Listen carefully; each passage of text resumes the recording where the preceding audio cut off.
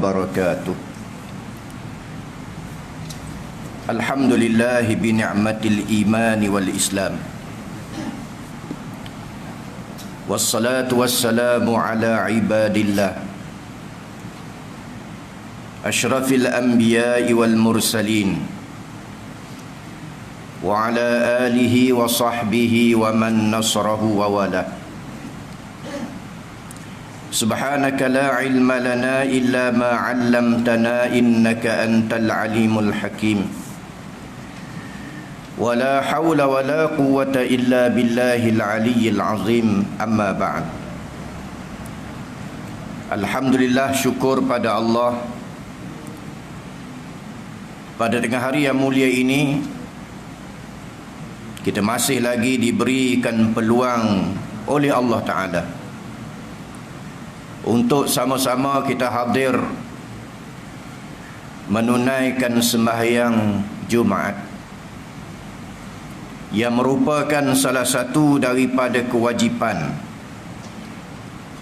terhadap orang-orang Islam yang akil, yang baligh. Sekarang ini kita berada di bulan Muharram, 16 Muharram. Sudah tentulah umat Islam akan membicarakan tentang peristiwa penting, peristiwa yang dikenali sebagai Hijratul Rasul sallallahu alaihi wasallam, iaitulah perpindahan Nabi dari Makkah ke Al-Madinah, yang merupakan satu perintah Allah Subhanahu wa taala. Sebab itu kita akan jumpa dalam Al-Quran ayat-ayat tentang hijrah. Alladzina hajaru wa jahadu fi sabilillah. Orang-orang yang beriman, yang berjihad, yang berhijrah. Wa man yuhajir fi sabilillah. Sesiapa yang berhijrah pada jalan Allah. Menunjukkan bahawa hijrah ini merupakan arahan dari Allah, bukan pilihan Nabi. Allah yang memerintah. Apabila melihat peluang dakwah di Mekah itu agak tertutup, maka sudah tentu di sana ada tempat lain yang mesti dijadikan sebagai markas dakwah. Pertama sekali, Nabi telah melakukan proses hijrah. Nabi pergi ke Taif. Apabila penduduk Mekah tidak terima dakwah yang disampaikan oleh Nabi, Nabi datang ke Taif untuk menyampaikan dakwah kepada penduduk Taif. Rupa-rupanya penduduk Taif ini sama macam orang Mekah. Mereka tidak terima dakwah. Bahkan lebih dahsyat lagi, mereka melontar, membaling punggai Nabi dengan ketul-ketul batu. Ini halangan-halangan dalam dakwah. Tetapi ia tidak mengecewakan Nabi. Nabi berehat di kebun kurma. Hari ini kita boleh melawat Taif. Bila kerajaan Saudi buka semula, di sana ada masjid yang dikenali sebagai Masjid Adas. Di hadapannya ada kebun kurma. Di situlah tempat Nabi berehat. Apabila dibaling dengan ketul-ketul batu, berdarah tubuh Nabi, tapi Nabi tidak kecewa. Nabi bermunajat pada Allah atas kelemahan dirinya sendiri. Dalam masa itu datang seorang musyrikin, seorang Nasrani yang bernama Adas, membawa sebakul buah kurma, diberikan kepada Nabi SAW. Nabi memulakan dengan membaca Bismillah. Adas tengok pelik. Biasanya orang ramai tak baca bismillah, ni baca bismillah. Lalu ditanya, tuan ni siapa, gerangan siapa? Maka dijawab oleh Nabi SAW, akulah Muhammad, akulah Rasulullah, yang tertulis namanya maktuban inda Taurat wal Injil, yang ditulis dalam Quran, dalam Taurat, dalam Injil, Nabi akhir zaman. Inilah dia. Akhirnya Adas, seorang Nasrani, telah memeluk Islam. Penduduk Taif tidak terima dakwah peringkat awalnya, tapi seorang Nasrani Kristian yang bernama Adas ini telah memeluk Islam. Penduduk Taif awalnya tidak memeluk Islam. Bila Nabi mengadu, bermunajat pada Allah atas kelemahan dirinya, yang penting Allah tidak murka kepadanya, datang malaikat Jibril alaihissalam, wahai Rasulullah, mahukah aku ambil bukit yang ada di Taif ini, aku baling lempar kepada penduduk Taif? Kata Nabi, wahai Jibril, walaupun nenek moyang mereka ni tak beriman pada Allah, insya-Allah daripada sulbi mereka lahirnya golongan yang beriman pada Allah. Daripada tulang belakang mereka sulbi akan lahir generasi yang beriman pada Allah. Ini berlaku. Allah Ta'ala cerita dalam surah Al-Hujurat, apabila datang satu rombongan daripada Bani Sakif yang datang dari Taif, mereka ini berkelahi dalam menentukan siapakah yang nak menjadi pemimpin mereka. Sebab di sana ada arahan daripada Nabi, idza kuntum salasa falyu'ammir ahadukum. Bila kamu 3 orang, kata Nabi, lantik seorang amir, ketua. Kena ada ketua. Ketua kampung, ketua cawangan, ketua bahagian, ketua kawasan. Idza kuntum salasa falyu'ammir ahadukum. Bila kamu 3 orang, sekurang-kurangnya lantik seorang ketua. Kalau ramai, lagi kena lantik pemimpin. Tetapi Sakif ini, Bani Sakif, tak boleh selesaikan. Dalam perlantikan ketua, menyebabkan kesnya berlarutan sampai pergi jumpa Nabi nak selesai masalah, nak lantik ketua. Padahal masa itu Nabi sedang berehat. Kita nak pergi rumah orang, tengok juga masa orang makan tak boleh beri salam, masa orang tidur kalau boleh jangan pi, ada-ada. Taif ini bising mengganggu Nabi. Lalu Allah Ta'ala turun ayat surah Al-Hujurat, ya ayyuhalladzina amanu la tarfa'u aswatakum fawqa sawtin nabiy wa la tajharu lahu bil qawli ka jahri ba'dikum li ba'din an tahbata a'malukum wa antum la tash'urun. Innal ladzina yunadunaka min wara'il hujurati aktsaruhum la ya'qilun. Surah Al-Hujurat, Allah Ta'ala sebut hujurati. Wahai orang-orang yang beriman, jangan kamu mengangkat suara kamu. La tarfa'u aswatakum, jangan angkat suara kamu. Fauqa sautin nabi, melebihi suara Nabi. Jangan hingat melebihi suara Nabi. Sebagaimana kamu buat bising sesama kamu. Bila kamu bertindak demikian, kata Allah, antahbata a'malukum wa antum la tash'urun, Allah akan membatalkan pahala ibadat kamu sedangkan kamu tidak tahu. Maknanya kamu ganggu Nabi, kamu bising hingat di rumah Nabi, itu pun amal yang dilakukan akan dibatalkan pahala oleh Allah Ta'ala. Bayangkan, dalam keadaan tak sedar, rupa-rupanya amalan dibatalkan pahala oleh Allah. Ini teguran Allah kepada Bani Sakif yang buat bising ketika mana Nabi sedang berada dalam hujurat. Hujurat dengan makna bilik. Bilik mana tu? Rumah Sayyidatina Aisyah radhiyallahu anha.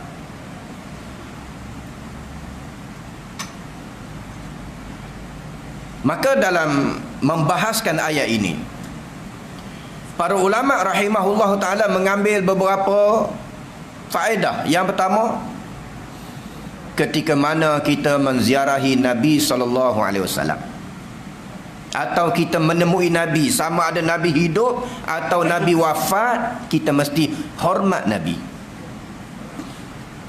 Kita ziarah Nabi, kena hormat Nabi. Tak boleh mengangkat suara tinggi, ya Rasulullah, Assalamualaikum ya Rasulullah. Kata ulama, tak boleh. Pi kubur Nabi pelan-pelan, Assalamualaikum ya Rasulullah,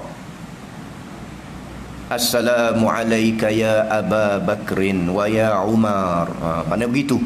Jangan pipi Assalamualaikum ya Rasulullah. Allah Ta'ala larang, la tarfa'u aswatakum, jangan angkat suara kamu walaupun Nabi dah wafat. Kalau kamu bertindak demikian, antah bata a'malukum, Allah batalkan pahala kamu. Dah ingat syok dah, boleh main semayang kampung keladi, rupanya amalan batal. Tak mana batal tu? Bila pergi ziarah Nabi, kita angkat suara tinggi di kubur Nabi SAW. Tu kata ulama, kita kena rendahkan suara, sama ada Nabi masih hidup atau selepas wafat.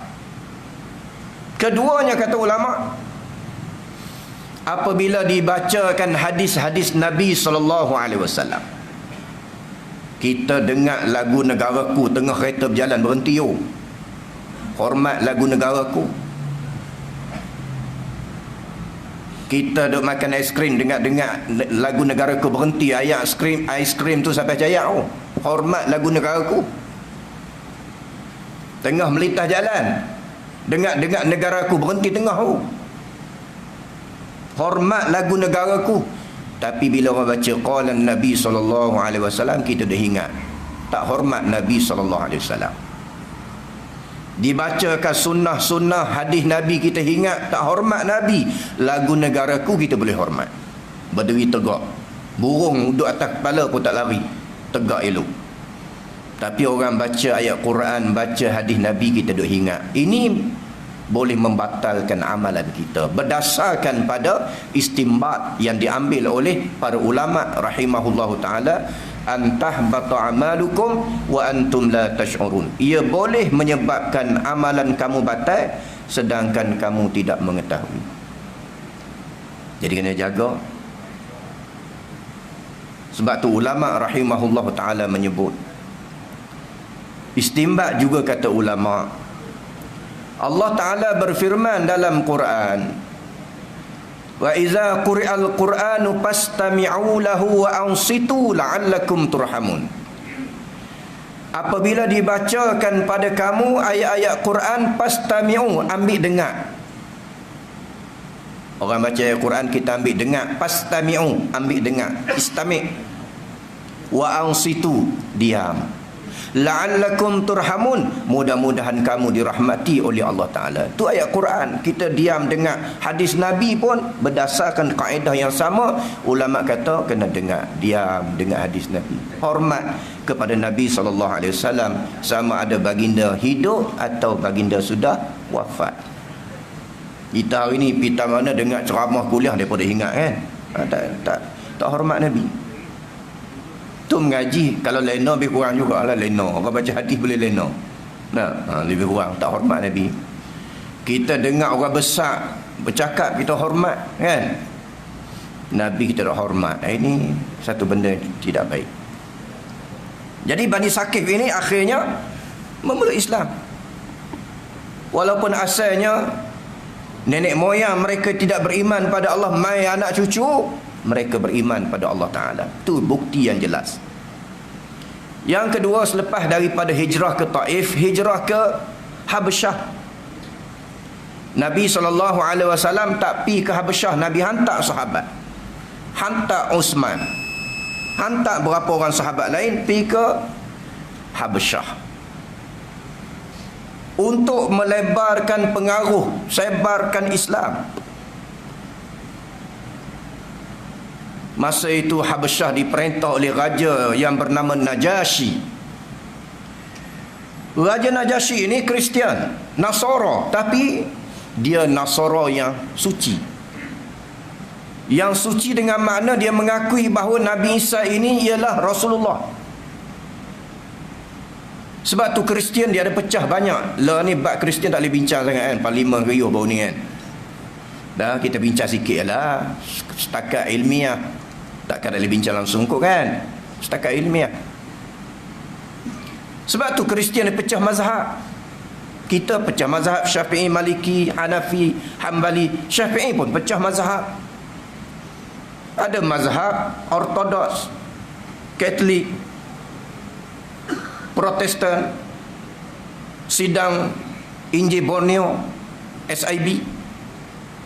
Sebab apa pecah mazhab? Sebab mereka tidak sependapat. Begitulah kita dalam Islam pecah 4 mazhab. Sebab apa? Sebab tidak sependapat. Kita ambil contoh. Dalam perkara yang membatalkan wuduk. Kita mazhab Syafi'i mengatakan bersentuh lelaki perempuan batal wuduk. Sama ada syahwat, tak ada syahwat, batal wuduk. Mazhab Syafi'i. Mazhab Maliki dan Hambali, 2 mazhab bergabung satu pendapat, mengatakan bahawa bersentuh lelaki dengan perempuan yang boleh dikahwini batal wuduk bila ada syahwat. Tak ada syahwat, bersentuh biasa-biasa, nak mai Jumaat, bersalam dengan bini, tak ada syahwat. Mazhab Maliki, Hambali tak batal. Tuan-tuan ikut mazhab ni mudah. Nak main masjid salam dulu ni. Yang abang nak pergi masjid yang ada nafsu tak ada, tak batal wudu. Tu Maliki, Hambali.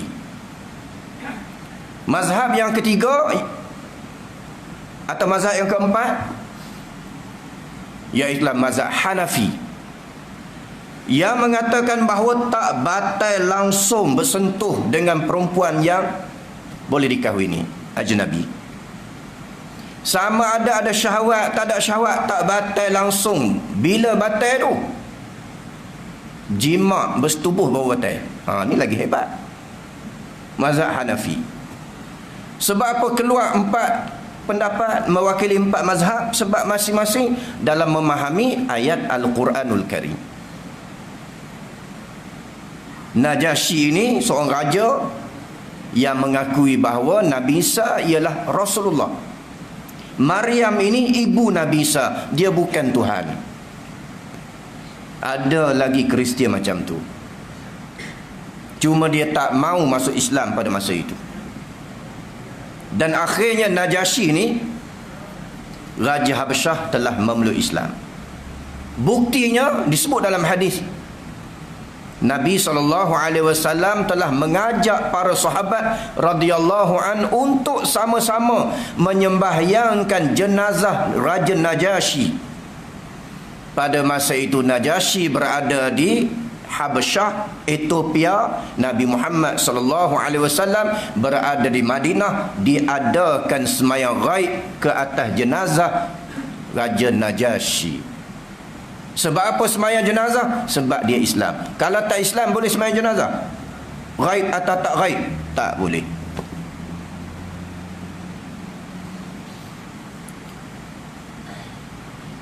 Tetapi dakwah di Habasyah ini juga agak gagal.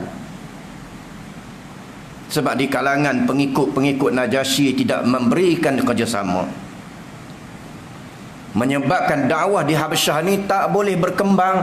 Akhirnya sahabat Ja'far bin Abi Talib, berapa orang sahabat lagi yang pergi ke Habasyah, patah balik semula ke Mekah. Selang berapa lama Nabi SAW arahkan hijrah terus ke Madinah. Satu hijrah yang penuh dengan,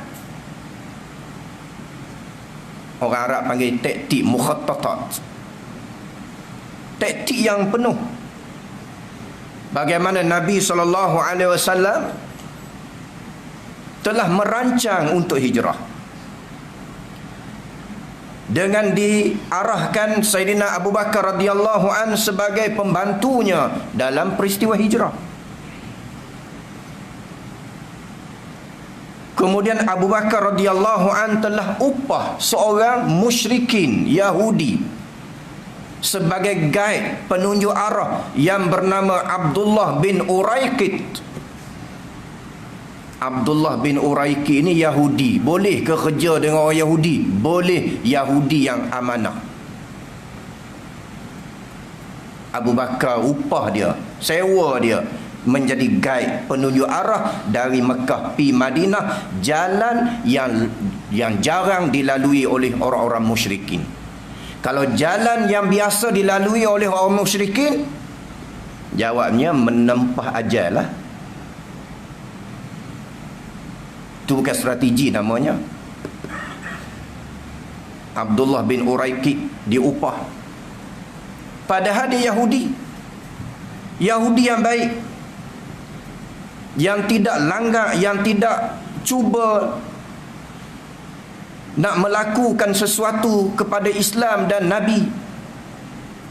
Buktinya, pihak musyrikin telah menawarkan sesiapa yang berjaya menangkap Rasulullah sallallahu alaihi wasallam dapat hadiah 100 ekor unta. Kalau 100 ekor unta ni Abdullah bin Uraiqit awal dapat. Dia khianat tak? Tak khianat. Tidak, dia tangkap Nabi hidup mati, bawa balik Mekah, 100 ekor unta dalam tangan Abdullah bin Uraiqit, tapi dia tak khianat. Ni orang panggil kafir tak khianat ni. Nampak? Ni semua kafir baik belaka. Hak ni Abdullah bin Uraiqit, musyrikin dah iklan dah, siapa yang berjaya tangkap Muhammad hidup mati, 100 ekor unta. Ada seorang pemuda yang bernama Suraqah bin Malik bin Ja'sam. Dengar kata 100 ekor unta. Suraqah masa tu belum Islam. Dia masuk Islam di zaman Sayyidina Umar radhiyallahu an. Agak kemudian dia masuk Islam. Dengar kata 100 ekor unta, Suraqah bin Malik keluar seorang diri dia nak dapat 100 ekor unta. Lalu dia jumpa satu kumpulan yang dalam perjalanan nak pulang ke Mekah.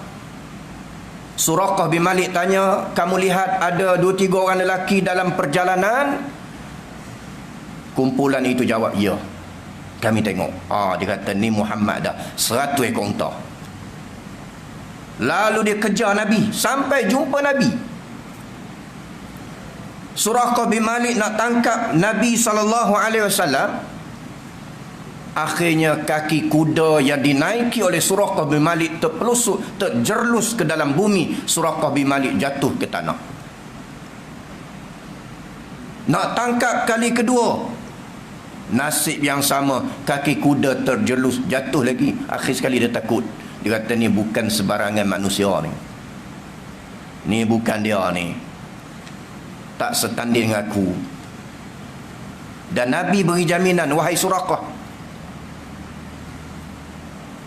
aku janji pada kamu bahawasanya aku akan hadiahkan gelang yang dipakai oleh kerajaan Raja Parsi. Padahal Nabi baru musafir perjalanan Madinah jauh lagi, tetapi Nabi yakin bahawa Islam akan diberi kemenangan oleh Allah. Rom dan Parsi akan tumbang, Islam akan menguasai dunia. Ini keyakinan Nabi. Dan keyakinan Nabi ini berlaku.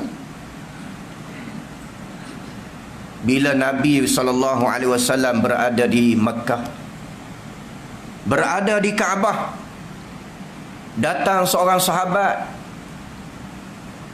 yang bernama Khabbab bin Al-Arat radhiyallahu an, mewakili golongan mustad'afin, golongan lemah, golongan yang ditindas. Kata Khabbab bin Al-Arat, ya Rasulullah, ala tad'u lana, ala tastansur lana.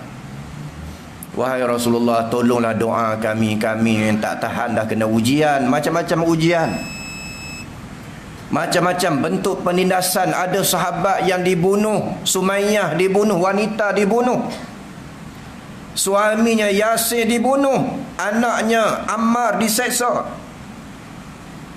Bila birabah dijemur tengah panas padang pasir Mekah. Bayang tuan-tuan pergi Mekah lagu mana? Bangkit-bangkit buka pilih ayat tu dia panas siap dah. Memang panas. Dari Masjid Haram nak balik hotel kebetulan kasut hilang.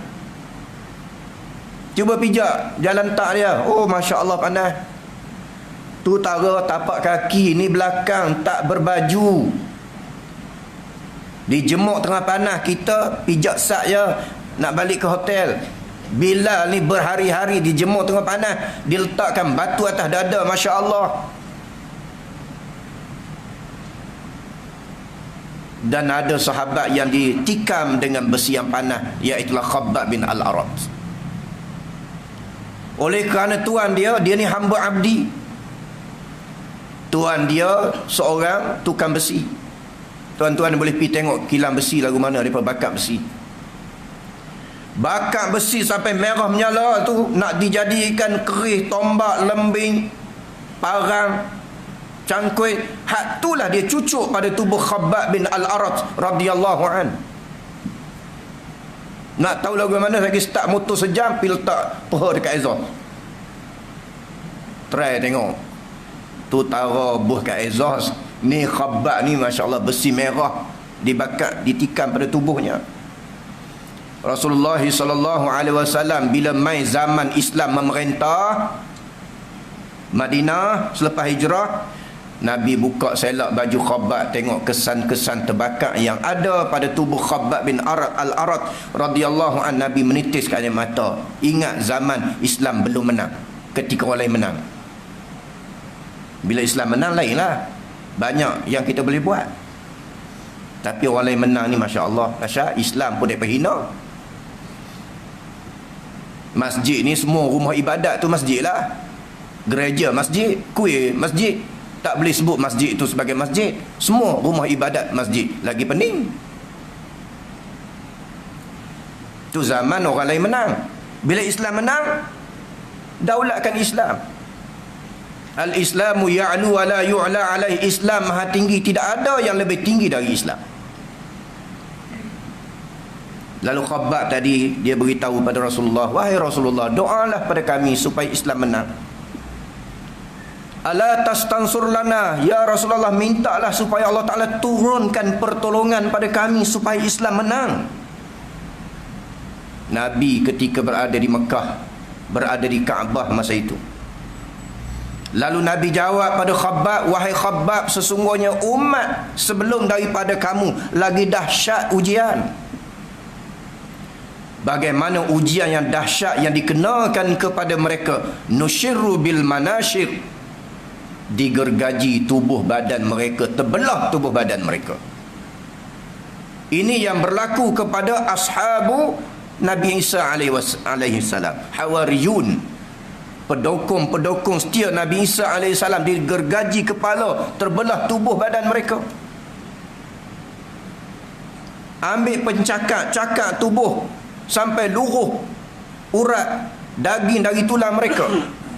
Ini berlaku pada pengikut Nabi Isa AS yang dikenali sebagai Hawariyun. Man ansari ilallah, qala al-hawariyun nahnu ansarullah, kamilah penolong agama Allah. Lalu kata Nabi pada Khabbab, walakinnakum qaumun tasta'jilun, kamu ni golongan yang gopoh, golongan yang tak reti nak sabar. Tu kata Nabi pada Khabbab. Tapi kalau nak nilai sahabat dengan kita jauh, tu pun Nabi kata kuntum tasta'jilun, kamu golongan gopoh, nak menang segera, macam mi segera, berjuang saat nak menang. Wallahi la ya'tamanna Allah ala hadzal amra hatta yusir rakib min San'a ila hadral maut la yakhafuna illa Allah wa dhi'bu ala ghanamihi. Demi Allah, Islam ini akan diberi kemenangan oleh Allah, kata Nabi. Tu masa duduk di Kaabah tu, ketika Khabbab diseksa, Sumayyah dibunuh, Yasir diseksa. Nabi janji, wallahi demi Allah, la ya'tamannallaha ala hadzal amra. Allah akan menyempurnakan urusan agama ini. Islam akan diberi kemenangan. Bagaimana bukti Islam diberi kemenangan itu? Nabi sebut dalam hadis ni contoh dua perkara. Yang pertama, hatta yusirur rakib min Sana'a ila hadral maut la yakhafuna illallah. Pertamanya, seorang pedagang, peniaga yang membawa barang dagangan, harta benda mereka, harta perniagaan mereka yang cukup banyak. Dari mana tu? Dari Hadramaut. Di mana Hadramaut? Yaman. Min Sana'a ila Hadramaut. Dari Sana'a ke Hadramaut. Sana'a ibu negara Yaman hari ini. Sana'a. Melayu kata Sana'a, Arab kata Sana'a. Ibu negara Yaman. Pedagang daripada Sana'a pi Hadramaut bawa harta dagangan banyak. La yakhafuna illallah, tidak takut hanya pada Allah. Maknanya nyawa tak pelihara, harta benda tak pelihara. Kita hari ni bank ada security pun kena rompak. Tengok senapan gajah, kita nak pergi beli emas pun tak berani. Kalau belah bagan tu, lah tak tahu orang belah gajah belah kadiak tu, dia senapan gajah duduk depan kedai emas. Kita nak pergi beli emas, seriau. Tengok senapan gajah. Padahal kita bukan perompak, kita pun takut. Lubang senapan gajah tu dia besar. Tapi hari ni kata Nabi, keamanan sampai peniaga pun tak takut, kecuali Allah sahaja dia takut. Selamat harta benda. Wadzi'bu ala ghanamihi, serigala dengan kambing boleh bersahabat, boleh bergurau, lomba lari serigala dengan kambing. Ini janji Nabi. Dan apa yang dijanjikan oleh Nabi berlaku. Islam diberi kemenangan oleh Allah Subhanahu Wa Taala melalui hijratul Rasul. Rom Parsi tumbang di zaman Sayyidina Umar. Mekah dikuasai oleh Nabi selepas hijrah. Zaman Sayyidina Umar, Rom Parsi jatuh. Zaman Sayyidina Umar boleh menguasai Mesir. Zaman khulafa selepasnya berjaya menguasai negara-negara Afrika, negara-negara Eropah, Albania, Kosovo, Andalusia, sehingga melahirkan ulama-ulama yang ramai. Imam Al-Qurtubi contoh dari Cordova, Andalusia.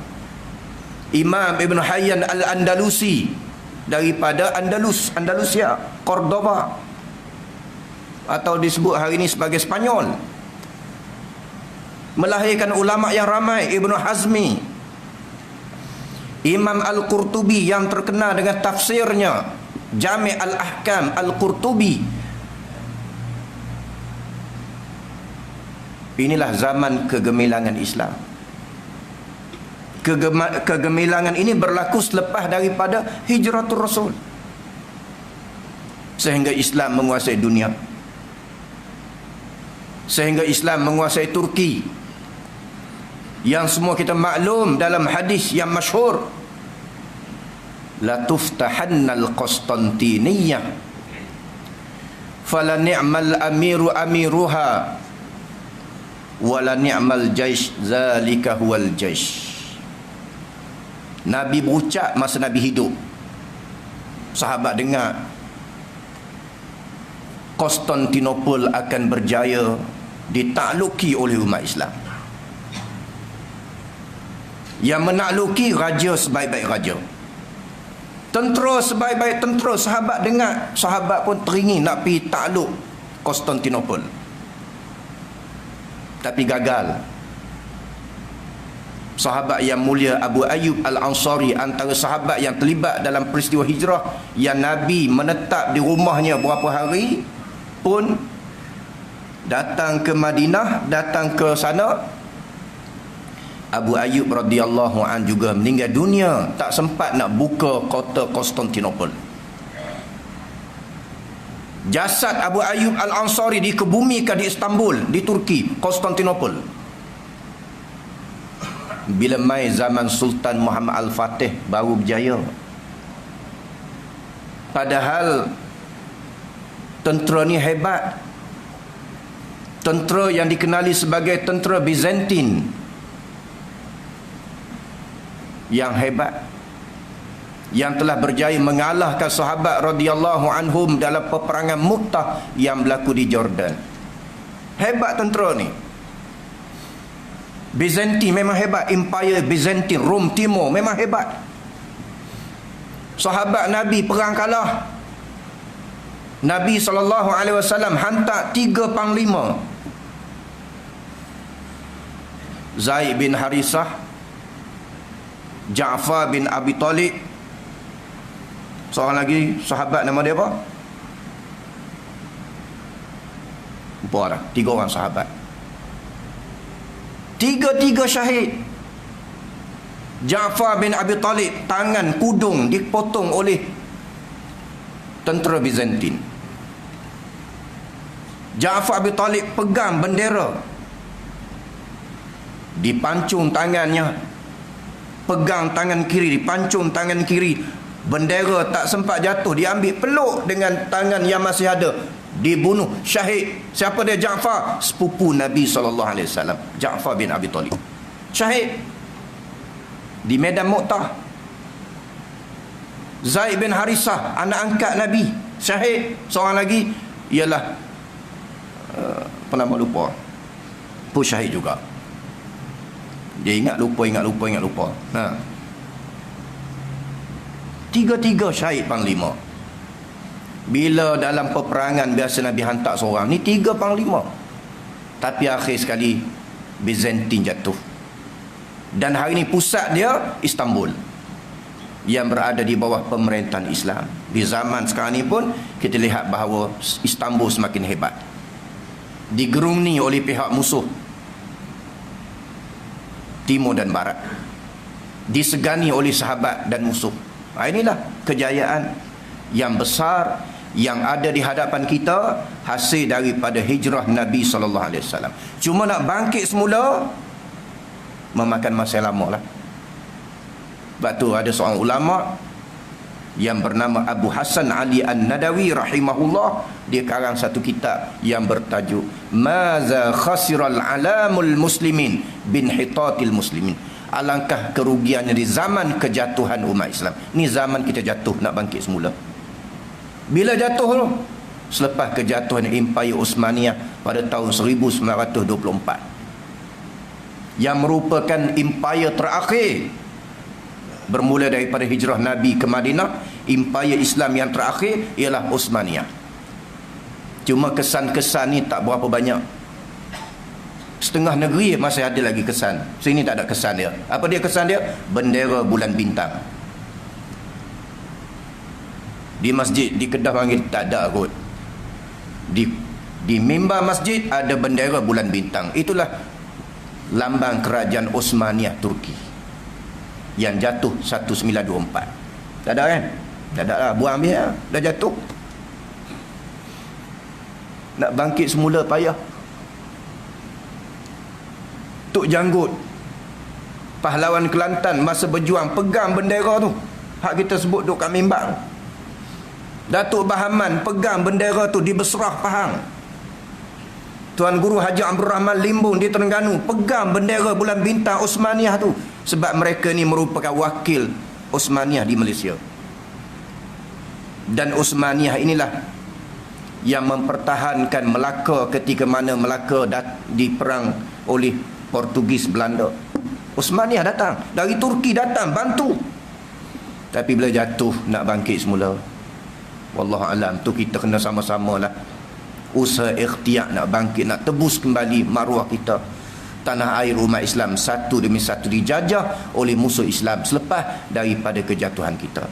Mudah-mudahan Allah Ta'ala beri semangat pada kita untuk kita bangkit semula selepas daripada kejatuhan kita, untuk mendaulatkan Islam. Al-Islam ya'lu wa la yu'la alaih. Islam maha tinggi Tidak ada yang lebih tinggi kecuali hanya Islam sahaja. Wallahu alam, wabillahi taufiq wal hidayah. Assalamualaikum warahmatullahi wabarakatuh.